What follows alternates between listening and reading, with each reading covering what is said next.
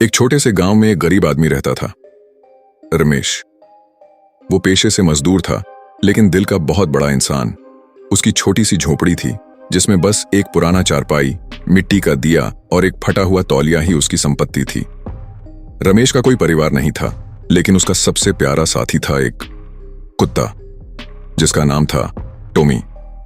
Tommy कोई खास नस्ल का नहीं था, न उसके बाल चमकदार थे, न उसके गले में कोई पट्टा, लेकिन उसकी आंखों में ऐसी समझदारी थी जैसे वो इंसान की हर बात समझ जाता हो। हर सुबह रमेश टॉमी को रोटी खिलाता, उसके सिर पर हाथ फेरता और फिर काम पर निकल जाता। टॉमी झोपड़ी के बाहर बैठा रहता, किसी पहरेदार की तरह। शाम को जैसे ही रमेश की थकी हुई चाल घर की ओर बढ़ती, टॉमी की पूंछ खुशी से झूम उठती। वो दौड़कर रमेश की तरफ आता, उसके पैर चाटता जैसे कह रहा हो, चलो मालिक, आज का दिन भी पूरा हुआ, अब थोड़ा आराम कर लो। एक दिन गांव में बड़ी मुसीबत आई। जहां रमेश मजदूरी करता था, वो फैक्ट्री अचानक बंद हो गई। अब उसके पास न कोई काम, न पैसा। दिन बीतते गए और घर की हालत और भी खराब होती चली गई। कभी कभी रमेश खुद भूखा सो जाता, लेकिन टॉमी को आधी रोटी जरूर देता। टॉमी भी जैसे समझता था कि हालात कठिन हैं। वो खुद भी कभी शिकायत नहीं करता।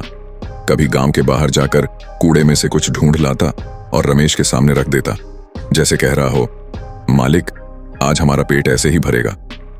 एक रात रमेश रो पड़ा। उसने टॉमी को गले लगाते हुए कहा, टॉमी, तू कुत्ता होकर भी मुझसे ज्यादा वफादार है। इंसान तो मुसीबत में साथ छोड़ जाते हैं, लेकिन तू तो मेरी परछाई बन गया है। टॉमी ने अपनी पूंछ हिलाई और रमेश के आंसू छाट दिए। उसके मासूम चेहरे पर जैसे एक मुस्कान थी। मत रो मालिक, वक्त बदलता जरूर है। एक ठंडी रात थी। गांव के अमीर घरों में दिवाली की रौनक थी, लेकिन रमेश की झोपड़ी में अंधेरा।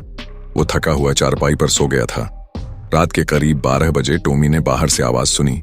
2 परछाइयां झोपड़ी के पास आ रही थीं। चोर थे।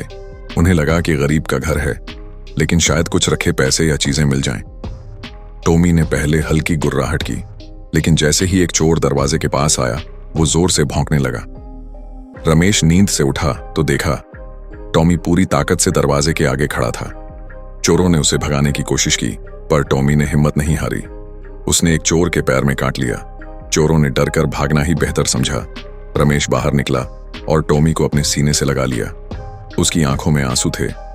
तूने तो आज मेरी इज्जत बचा ली टॉमी। अगले दिन गांव में सबको खबर लगी।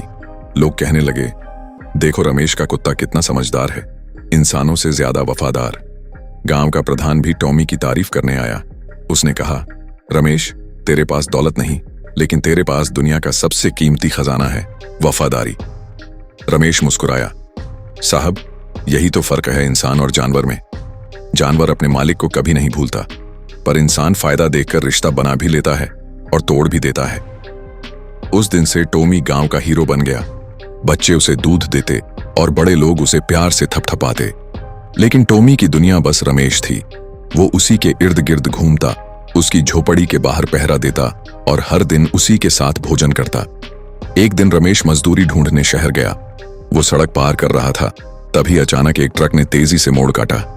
रमेश गिर पड़ा, बेहोश हो गया। लोग इकट्ठा हुए, लेकिन कोई मदद करने आगे नहीं आया। कुछ ही देर में टॉमी वहां पहुंच गया। कैसे पहुंचा, किसी को नहीं पता। जैसे किसी अदृश्य डोर से खींचकर वो अपने मालिक तक आ गया। टॉमी ने रमेश के कपड़े खींचे, लोगों पर भौंका, जैसे कह रहा हो, कोई मदद करो मेरे मालिक की। आखिरकार एक बूढ़े आदमी ने एम्बुलेंस बुला दी। रमेश को अस्पताल पहुंचाया गया। टॉमी अस्पताल के गेट पर ही बैठा रहा, दिन रात, बिना कुछ खाए पिए। बारिश हो, धूप हो या रात की ठंड, वो वहीं डटा रहा। डॉक्टरों ने कहा, ऐसा लग रहा है जैसे यह कुत्ता अपने मालिक की दुआएं ले आया हो। 3 दिन बाद रमेश होश में आया। उसने सबसे पहले पूछा, मेरा टॉमी कहाँ है?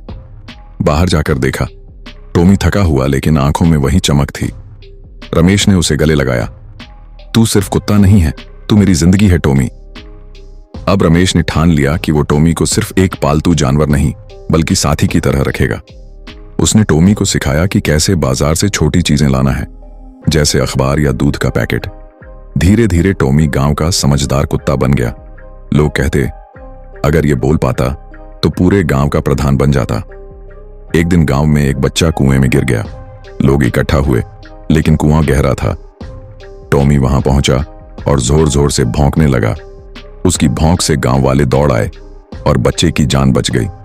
उस दिन प्रधान ने घोषणा की, आज से टॉमी को गांव का सम्मान दिया जाएगा क्योंकि उसने इंसानियत की रक्षा की है।